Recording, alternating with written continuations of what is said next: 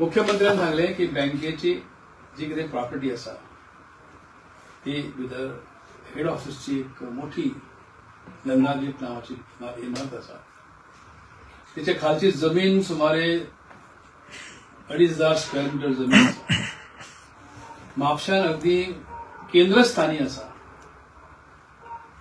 ही जमीन व्यापारी दृष्ट्या डेव्हलप करणे शक्य आसा या जमिनीचो आजचो जो FAR आसा फ्लोर एरिया रेशो तो सुमारे 200 आसा म्हणजे 2,500 स्क्वेअर मीटर जमिनीत 5,000 स्क्वेअर मीटर बांधकाम करून येता परंतु अशा स्वरूपाच्यो जमिनी गोवा सरकारान पणजेन मडगांवान वास्को नव्या युगाची नवी गरज म्हणून FAR मोठ्या प्रमाणाचेर वाडोवन दिला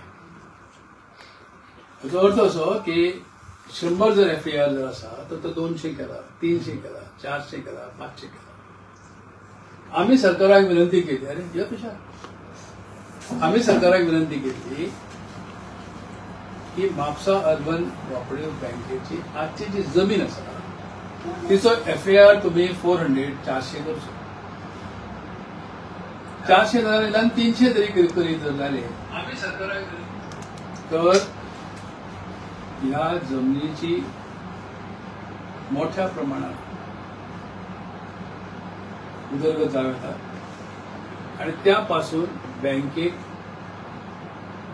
मोठी रक्कम मिळवायची कारण सेंट्रली लोकेटेड असल्या कारणान आज म्हापशान बिल्टअप एरिया जेका म्हणटाले अशे सुरवातीचे ती 4 lakh 5 lakh per square metre ground फ्लोरचेर बाजार भाव आसा ग्राउंड फ्लोरचेर आणि मागीर तो वयले फ्लोर जे आसा ते हळूहळू ती कमी जाता म्हणजे 2,500 स्क्वेअर मीटर पैकी समजा सरकारान फाल्यां 1,000 स्क्वेअर मीटर जर ग्राउंड फ्लोर बांधकाम जर केले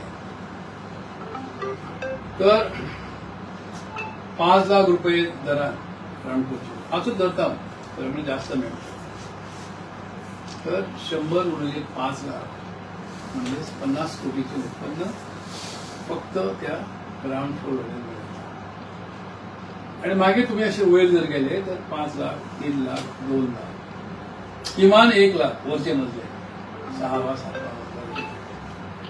याचा अर्थ 100-150 कोटी पर्यंत त्या रेनोवेटेड किंवा रिबिल्ड अशा त्या इमारतीतल्या वजा मायनस करचे पडले बांधकामाचो खर्च बांधकामाचो खर्च जास्तीत जास्त 25,000 रुपये पर स्क्वेअर मीटर पर स्क्वेअर आणि 2,500 जर गोवा सरकारान FAR 3 जर केली 3 पटीन जर केली तर 250 2005 गुणिले 3 व्यतिरिक्त 6 7,000 स्क्वेअर मीटर अधिक 20% बाकी त्याचे असतात जिने असतात लिफ्ट असतात वगैरे वगैरे जरी तर 2,500 गुणिले 3 7,500 अधिक 20% अबाउट 1,000 स्क्वेअर मीटर तशी ती अधिक ते गुणिले 1,000 स्क्वेअर मीटरपर्यंत बांधकाम म्हणून माझी विनंती सरकाराक आम्ही आधी केली आणि आताही करता प्रथम हांव मुख्यमंत्री आमचे डॉक्टर सावंत यांचे आभार मानता की त्यांनी पॉझिटिव्ह भूमिका घेतली या काही संदर्भात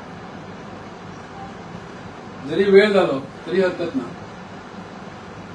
आणि ती गता दुसरो जण स्टेप घेवचो की FAR 300 करचो त्या प्रॉपर्टीचो सो 2,500 × 3 जर करीत 7,500 स्क्वेअर मीटर अधिक 20% करीत तर अबाउट 10,000 स्क्वेअर मीटर बांधकाम लागता या 7,000 बांधकामाचे जर बाजार मूल्य जे आसा हे बाजार मूल्य एव्हरेज जर आम्ही समजा 3 लाखांनी धरले तरी 300 करोड पर्यंत वचूया म्हणजे कॅल्क्युलेशन चुकूया तज्ञांकडल्यान ते तपासून घेवप आसा.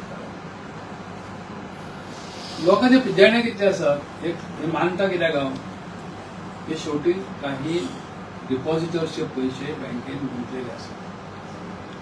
ते investment almost about 100 crores deposits. आणि आम्ही ते अशा पर्यंत कधी लोकांकडे क्लेम मागली, लोकांनी आपली क्लेम पैसे दिवचे म्हणून.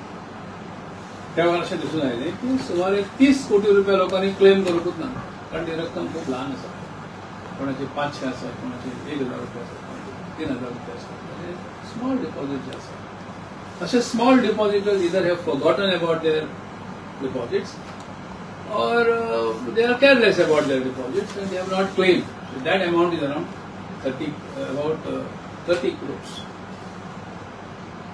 And claim आसा ती about 70 crores. So 70 plus 30 is 100 crores. So therefore government can easily take this over. In the first round they can pay off those who have claimed 70 कोटी रुपये सहज फारीक करूं आणि 30 कोटीचो व्यवहार मागीर करूया. दुसरें ही जाली आमचे कडची एक्चुअल देण.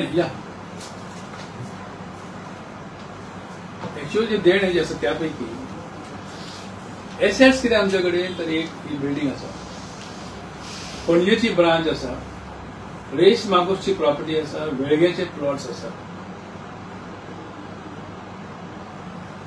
अशे एकूण 65 crores आमच्याकडे एसेट्स आसा. 70 crore लोकांक दिवंक जाय आणि आजचो जो कितें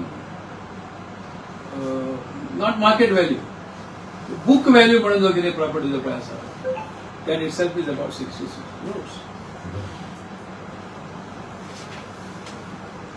आमचे सगळे डिपॉझिट्स इन्शुअर आसात. क्रेडिट गॅरंटी कॉर्पोरेशन कडे, भारत सरकारच्या क्रेडिट गॅरंटी कॉर्पोरेशन कडे इन्शुअर आसा आणि त्याचं सगळ्यांचं प्रीमियम भरला. सो ती guarantee payment is about 29 crores, about 30 crores ती आसा. You think it has to be claimed and paid. RBI reserve बँकेकडे म्हणजे या क्रेडिट गॅरंटी कॉर्पोरेशनाक 7 कोटी रुपये भरले. सो हे जर सगळे ध्यानात आम्ही जर घेतले तर सगळ्यांचे डिपॉझिटचे पैसे घेऊन सुद्धा बँकेच्या हातात सबस्टॅन्शियल अमाउंट सरप्लस जादा म्हणून. आणि हांगाच अनेक वर्षांची आमची जी मागणी केली की बँक बुडूंक ना, ही बँक बुडूंक ना. राजकारण खूप खूप खूप झालं आणि तो फटको एकंदर आमच्या सहकार क्षेत्रात बसला. आज सुद्धा म्हापसा अर्बन कोऑपरेटिव्ह बँक आपल्या पायाचेर उभी जावंक शकता. म्हणून हांव रिक्वेस्ट करता आमच्या मुख्यमंत्री की हे सगळे क्रेडिट तुमकां मेळटले. तुम्ही जर ही बँक वरती उभी केली तर हे सगळे क्रेडिट उभे करपाची क्रेडिट त्या मुख्यमंत्र्यांनी मेळटले, हे सरकाराक मेळटले, तर पक्षाक मेळटले. तुम्ही तो प्रयत्न करचो. एफईआर 400 सोड, ऍटलिस्ट 300 तरी एफईआर दिवचो प्रयत्न करा म्हापसाच्या मेन बिल्डिंगेन. आणि जी इमारत उभी जी जातली त्या इमारतींतल्यानच सगळ्यांचे देणे फारीक जातले. आज जे आसा भितरल्यान ते फारीक जाता खरें म्हणजे ते फारीक करचे आनी उर्वरीत जो पयसो उरता भितर रिझर्व्ह बँकेकडे सरकारचे नाती आसा, केंद्र सरकारचो निबंधक जो आसा सेंट्रल रजिस्ट्रार ताका सरकार उलोवंक करतले आणि निदान एक ब्रांच तरी सुरू करूं जेका आमी बँकेक बँक ऑफ गोवा हें नांव दिलें. बँक ना जाल्यार क्रेडिट कोऑपरेटिव्ह ऑफ गोवा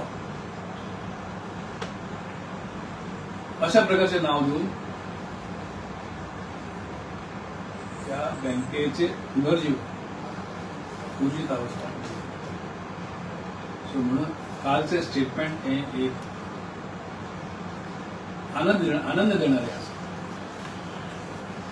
आतापर्यंत सरकारान सगळ्या प्रकारचे इन्व्हेस्टिगेशन केल्ली आसतलीच. कोणाक कितें दिवपाक जाय, कोणाचें आनी कितें आसा, खंय भ्रष्टाचार जाला, म्हाका सगळें आतापर्यंत सरकारान केलें. पण पॉझिटिव्ह स्टेप म्हणून जो पहिल्यांदा म्हाका दिसलो तो असो की सरकार म्हणटा की आमी घेता आनी लोकांनी पयशे घेता. 25 कोटी घेता म्हणून सांगला, हांगा मात्र म्हाका भंय दिसता. 25 कोटी घेवंक जाल्यार हे 100 कोटी फारीक जावचे ना. ऑफकोर्स तरी जातात कित्याक आमचे कडेन पयशे आसात आमचे कडेन पयशे खंयचे. जी बँकेची अनसोल्ड प्रॉपर्टी जी आसा जी विक्री जावंक ना तिचे सुमारे 35 कोटीचे आमी अंदाज काडला. हेड ऑफिसचे एकच बिल्डिंगचे 25 काडले जाल्यार 35 अधिक 25 40 50 60 कोटी जातात. पणजेची ब्रँच सुमारे 10 कोटीची 70 कोटी जातात. वेळगे वेश मागोस सुमारे 2 कोटीचे आसा 72 जाले. त्याशिवाय रिकव्हरी आसा, लोन रिकव्हरी सुमारे 15-16 कोटीची आसा. सुप्रीम कोर्टान पयशे ती केस चलतली तेन्ना 2 कोटी 98 लाख म्हणजे 3 कोटी सुमार डिपॉझिट दिल्ले आसा. जी प्रॉपर्टी विकल्या त्याच्या अजूनही काही पैसे येवचे असतात ते अबाउट 2.5 कोटी असतात. आणि बँक ऑफ बरोडा कडे आमचे डिपॉझिट असतात ते सुमारे 4.25 कोटीचे असतात. सगळं धरी जर अबाउट 70 कोटी रुपयाची प्रॉपर्टी आजच आमच्या हातात आसा. आणि तुका सांगल्या आजचे म्हणजे हे व्हॅल्युएशन मार्केट व्हॅल्यू नाही हो, बुक व्हॅल्यू म्हणतात. बुक व्हॅल्यू जर आम्ही 70 कोटी आसा तर देणे आसा कितले 100 कोटीचे आसा खरे म्हणजे 30 कोटी कोणी क्लेमच करू ना. म्हणजे 70 बॅलन्स जाता. तेका लागून आमची रिक्वेस्ट अशी आसा की गोवा सरकारान एक पॉझिटिव्ह पाऊल घेतला, उचललाच आणि एक पाऊल उचलचें. या सगळ्या संदर्भात एखादी संस्था सरकारान जर निर्माण करी तर ती म्हापसा अर्बनाबरोबर इतर बँकांचे फायनल क्लिक करतली. कारण नॉन परफॉर्मिंग असेट्सचे जे भूत निर्माण झाला हे भूत अनेकाच्या सहकारी संस्थांच्या मानगुडीचेर बसता. सगळ्यो बँको भितर येतात, क्रेडिट कॉर्पोरेट सोसायटी येतात. ह्या संस्थांकडे गहाण ठेवलेली प्रॉपर्टी असता, जमीन, घरां, फ्लॅट्स, शेत जमीन, फॉरेस्ट जमीन सगळ्या प्रकारचे असतात. पण तिका बाजारात विकून गेल्याबरोबर प्राइस उतरता तिची. पावणे जेन्ना जाता तेन्ना अनेक कितें करतात बिल्डर आणि असं ते एकठांय येतात आणि 100 रुपयाची वस्तू ते 80 रुपयांक 60 रुपयांक इवन 50 आणि 40 रुपयांक ते घेतात कागद फिरवून आणि त्या संस्थांना नुकसान जाता. जर गोवा सरकारान जर स्वतःची अशी एखादी जर संस्था निर्माण केली आणि हे सगळे स्ट्रेस असेट्स म्हणतात ही प्रॉपर्टी गहाण केली असता तिका तातडीन ताबडतोब बाजार भाव मेळना, विकून गेल्यार घेणारे नासतात आणि ते कमी किंमत करून मागतात. आणि या सहकारी संस्थांकडे स्वतःची यंत्रणा नसतात. अशा वेळार जर यंत्रणा निर्माण करून सगळ्या हे ते ताब्यात तर सहकार क्षेत्र परत एकदा उदिता वस्तू it can revive. The property movement in Goa can definitely be revived. I expect Goa government to be positive, to improve the output towards the property sector. And with that positive aim, पुढे उचलून Mapusa urban सारखी bank पुनश्च एकदा आपल्या पायार उभी करूं येता. ज्या बँकेन हजारापेक्षा जास्त तरुणांका नोकरी दिलो, ज्या बँकेन हजारो युवकांक आपल्या पायार उभे केले, मार्केटांतले फिश वेंडर्स, नुस्तेकार, भाजीवाले, फळवाले, फुलवाले आणि बारीक सारीक वस्तू विकणारे म्हापसा अर्बन कडे सरळ येताले. कोण 10,000 रीण घेतालो, कोण 25,000 रीण घेतालो आणि त्या आपलो धंदो वाडोवन अनेक जाण खूब मोठे हे पोरतून करूं येता. गोंयच्या अर्थवेवस्थेक म्हापसा अर्बनचो मोठो तेंको मेळ्ळा.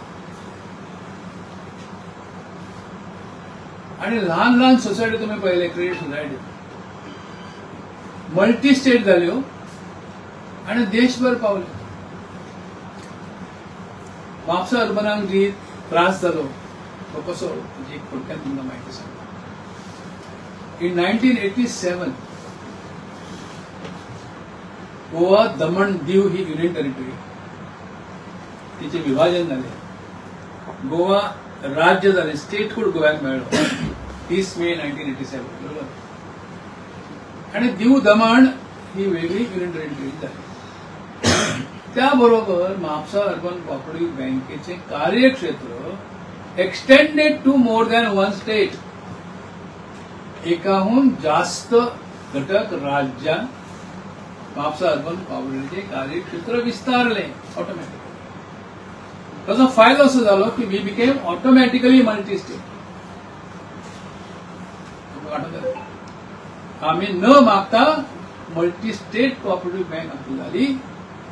ती झाल्याबरोबर multi state cooperative society act आमकां लागू झालो आणि गोवा रजिस्ट्रारचो अधिकार हे केंद्रीय रजिस्ट्रारच्या हातात गेले. ही एक मोठी संधी त्या वेळार गोव्यान लाभली. विधानसभेत त्या वेळार आमदार अनेक वेळा हांवें थंय भाशणांतल्यान लिखाणांतल्यान प्रेस कॉन्फरन्सीद्वारा आणि प्रत्यक्ष भेटून सरकाराक सांगलें की ही संधी आम्ही घेऊया. ज्या प्रमाणे Saraswat cooperative bank, NKGS cooperative bank अश्यो अनेक बँको आपसूक मल्टी स्टेट जाल्यो कित्याक तेंचे ज्युरिस्डिक्शन एकाहून जास्त राज्यांनी पावले. त्यो बँको मागीर देशभर पावले. सारस्वत कोऑपरेटिव्ह बँक आज देशभर मोठी पावली. NKGS बँक कर्नाटका, गोवा, महाराष्ट्रात पावला. लोकमान्य क्रेडिट कोऑपरेटिव्ह सोसायटी ही मल्टी स्टेट झाली आणि तिचो विस्तार आज 7-8 राज्यांनी झाला. आमकां सुद्धा त्या वेळार रिझर्व्ह बँके कडल्यान 8-10 नव्यो ब्रांचीसचे लायसन्स मेळपाचे लागले. आमची गोव्यातली पहिली बँक जी मल्टी स्टेट, पहिली बँक जी शेड्यूल्ड बँक, पहिली बँक जी लायसन्स बँक, रिझर्व्ह बँकेची लायसन्स असलेली. आणि नॉन परफॉर्मिंग एसेट उरले कित्याक जाले कित्याक आमचे हे तुम्ही समजून घेवचे. जेन्ना मल्टी स्टेट हो हुद्दो आमकां मेळ्ळो त्या हुद्द्या बरोबर गोवा राज्य रजिस्ट्रारचो पॉवर ऑफ रिकवरी गेलो आणि हो अधिकार मेळ्ळो कोणाक? केंद्रीय निबंधकाक, सेंट्रल रजिस्ट्रार ऑफ पॉवर तांच्या हातांत. त्या वेळार गोंयचे सरकार, काँग्रेसचे सरकार त्या वेळार तांच्यांनी अशी भूमिका घेतली की राज्य सरकारचे अधिकार जर ना जातात अशा प्रकारे मल्टी स्टेट झाले कारणान तर म्हापसा अर्बनान मल्टी स्टेट अधिकार सोडूचे.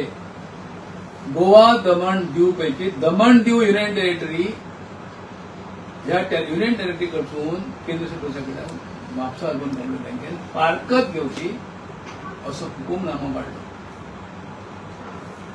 हो हुकूमनामो काढचो अधिकार नासलो त्या वटेन. एकदा सेंट्रल रजिस्टर झाल्याबरोबर लोकल राज्याचो अधिकार केला आणि हे सगळे प्रकरण कोर्टात पावले. लोकल स्थानिक रजिस्ट्रार मेळ्ळो आपणाकच अधिकार आसा. तर ज्यांच्या विरुद्ध आमच्यो केसीस चल्ल्यात त्यापैकी एकट्यान कोऑपरेटिव्ह ट्रायब्युनलान धाव घेतली. कोऑपरेटिव्ह ट्रायब्युनलान तांकां सांगलें ही बँक मल्टी स्टेट जाले. प्रकरण हायकोर्टान गेले पणजी ब्रांच कडेन. त्या हायकोर्टान सांगले ही बँक मल्टी स्टेट जाले. पण त्यावेळेच्या काँग्रेस सरकारान हे प्रकरण सुप्रीम कोर्टात घेऊन गेले. सुप्रीम कोर्टात घेऊन गेले. 13 वर्षां ही बँकेची मल्टी स्टेट काय स्थानिक बँक हे केसतांव कोर्टान 13 वर्षांहून अधिक. या 13 वर्षांत रिकव्हरीचे साधनच ना झाले, कोर्टच ना सिंपल. त्यामुळे रिकव्हरीचो एकंदर जे कितें रक्कम आसा ती वाडली. जी वसुली जाली ना तेकाच नॉन परफॉर्मिंग एसेट्स किंवा NPA म्हणटात. आणि त्याच वेळार रिझर्व्ह बँकेन नवे नियम आणले की जर एखादी रक्कम जर वसूल ना झाली 3 हप्ते चुकले तर 10% नफा तोट्याच्यान काढून वेगळे करा. 20 हप्ते चुकले आणि रक्कम काढा. सगळे हप्ते जर चुकले तर जितले रीण आसा आणि उरलेले व्याज आसा हे सगळेच वेगळे काढून दिले. आता हे वेगळे जेन्ना तूं नफा तोटा पत्रकांतल्यान भायर काडटा कोणी सादो अकाउंटंट तुमकां सांगतलो त्या वेळार ऑटोमॅटिक लॉस कसो दिसता. Actually it is not a loss. म्हणजे तुमच्या बोल्सान 100 रुपये आसा 100 रुपयांत जर 70 रुपये काढून कुशीक दवरचे पडले तुका खर्च करूंक मेळचे ना त्या तर ते दवरले त्या बरोबर 70 लॉस जाले. हो गैरसमज जालो आणि आमच्या राजकीय विरोधकांनी ह्या गैरसमजाचो फायदो घेऊन अदवा तदवा म्हापसा अर्बन बँकेचेर आणि बँकेच्या चेअरमॅन आणि मंडळाचेर आरोप केले. इतले आरोप केले की एक मुख्यमंत्री रस्त्यार उभो रावलो आणि ताणें सांगलें पयशे काडा बँकेतले. म्हापसातले काही व्यापारी त्यांच्या पैकी एखाद्यान मोठे कर्ज घेतले बँकेतले. असे व्यापारी कसले त्यांचे राजकारण त्यांना सुचले म्हणून कळलं मला. काढा पैसे आणि या मोहिमेक लागून बँकेचे डिपॉझिट जे ऑलमोस्ट अराउंड 1000 crores त्यावर ते अवघ्या 200-300 कोटीचे पावले. ना म्हणपाक मेळना न्ही कोणाक पैसे मागता काढल्याचे पैसे. ही जे प्रकरण जे जालें त्या प्रकरणाकडे सामंजस्यान सरकारान पळोवपाक लागलें. एक तर सुरुवात केली तुमचे मल्टी स्टेटस आमकां मान्य ना ही चुकीची भूमिका केली. ती भूमिका घेतल्यानंतर जे नॉन परफॉर्मिंग एसेट्स जे वाढूंक लागले कारण रिकवरी जायना जाली. कोर्टान 13 वर्सां प्रकरण दिलें. एकदा एनपीएचो आंकडो जाहीर जाल्यानंतर नफा तोटा पत्रक तयार केलें. त्याचो गैरफायदो घेऊन बँकेन लॉस जाला म्हणून सांगपाक लागले आणि लॉस म्हणून सांगून वगीत रावले कशी वेगळी लूट जाली बँकेन. अशा प्रकारचो आरोपही त्या दोघांकडे. आणि एक वटवृक्ष म्हापसा अर्बन कोऑपरेटिव्ह बँक नावाचो एक बनियन ट्री वटवृक्ष जसं आता हे वटवृक्ष कापूंक लागला सरकार रस्त्यातले तशी म्हापसा अर्बन कोऑपरेटिव्ह बँक मुळापासून उकडली.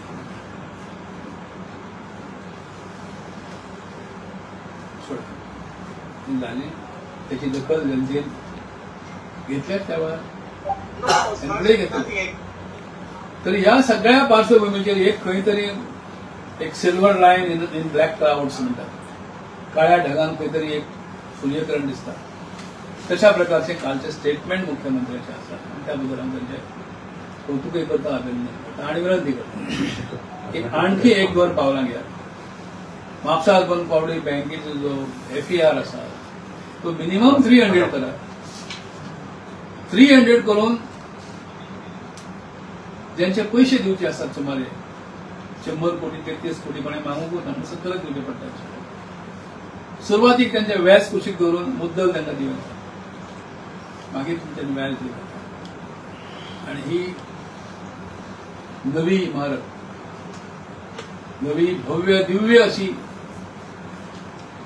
इमारत त्या ठिकाणी उभी जावं येता. सरकारान आपल्या एखाद्या कॉर्पोरेशन मार्फत करूं येता किंवा डेव्हलपर खूप लोक असतात.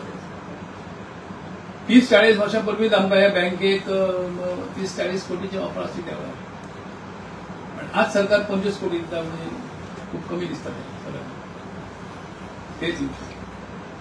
आणि बरी मॅसेज गुड मॅसेज गोंयच्या सहकार क्षेत्रात की सरकारचो कुसत बांदोडकर भाऊ बांदोडकरान सहकार क्षेत्रात मोठी उभारी दिली. फाउंडेशन जाणें घालें. त्यानंतर शशिकांताई काकोडकरांनी मोठ्या प्रमाणाचे या सहकार क्षेत्रात घेतली. आमच्यासारखे अनेक कार्यकर्ते या क्षेत्रात पावले आणि बँकांचो सहकार क्षेत्राचो विस्तार आम्ही सगळ्या रीतीने केला. नंतर राजकारणात प्रवेश झाला आणि NPA ह्या आंकड्याच्या शब्दाचो गैरवापर करून बँकांची सहकार क्षेत्राची नालस्ती झाली. महाराष्ट्रात, कर्नाटकात, उत्तर प्रदेशात आकडेवारी तुमच्या मुखात झाली. अनेक सहकारी बँका एमपीए बळी पडले, नॉन परफॉर्मिंग असेट. पण कोणी हेतवारोप केले ना, हेतवारोप केले. भारत सरकारचे ज्यो बँको ज्यो आसात, स्टेट बँक, कॅनरा बँक, अश्यो 27 कितें बँको आसात, मोठी बँक. त्या बँकान आतापर्यंत भारत सरकारान आपल्या बजेटच्या अंतर्गत सुमारे 4-5 लाख कोटी, आंकडो घ्या, 4-5 लाख कोटी रुपये या बँकांनी शेअर कॅपिटलच्या माध्यमांतल्यान रुजू केले. सो भारत सरकार, केंद्र सरकार, central government supported the banking sector by recapitalising these banks. This is a very important word. Recapitalizing the banks which had suffered on account of non-performing assets, and then put these banks back again on their feet. म्हणून Canara bank, central bank, अमकी bank, नाव घ्या, खूप bank असतात. If you Google you will get whole figure. Reserve बँकेच्या वेबसायटीचेर सगळी नावां मेळटात आनी कितले लाख कोटी रुपये घातल्यात तें मेळटा. अशी तरतूद गोवा सरकारान रिकॅपिटलायज करची तरतूद कायद्यान आसा, सहकार कायद्यान आसा. Multi state cooperative societies act ह्या कायद्यांनी आसा आणि तिचो वापर करचो अशी आमची विनंती त्यांना मान्य आहे. तर एनिवे मांडवीतल्यान बरें उदक व्हांवून गेले, त्याबरोबर सहकार क्षेत्रही व्हावले. अजूनही ही एक बँक म्हापशांतून कापली बँक, जे पाऊल उचलला मुख्यमंत्र्यान आणि 1-2 पावलां उचलची. फर्स्ट, FAR 3 पटीन वाडोवन दिवचो, 300 करचो, 400 करी जाल्यार उत्तम जालें.